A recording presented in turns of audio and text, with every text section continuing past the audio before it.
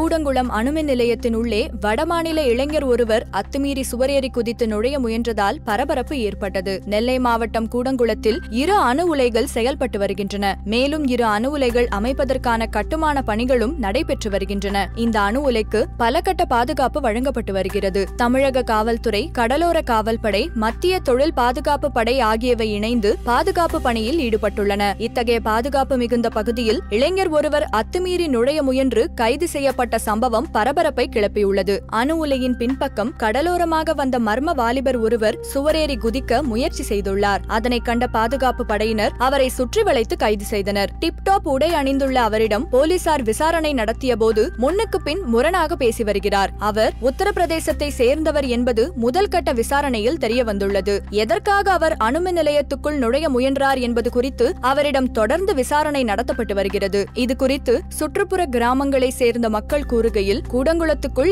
ஏற்கனவே நுழைய முயன்றதாக பலமுறை மர்ம மனிதர்கள் பிடிபட்டுள்ளனர். பின்னர் அவர்கள் மனநலம் பாதிக்கப்பட்டவர்கள் என்ற தகவல்கள் தெரிவிக்கப்படுவது வாடிக்கை. தற்போது பிடிபட்டவரும் மனநலம் பாதிக்கப்பட்டவரா அல்லது தீவிரவாத செயல்களுக்காக நுழைய முயன்றாரா என்பதை அணு உலை நிர்வாகத்தினரும் பாதுகாப்பு படையினரும் தெரிவிக்க வேண்டும் என்று தெரிவித்தனர். மேலும் இதுபோன்ற செய்திகளை தெரிந்து கொள்ள சுட சுட சேனலை சப்ஸ்கிரைப் செய்யுங்கள்.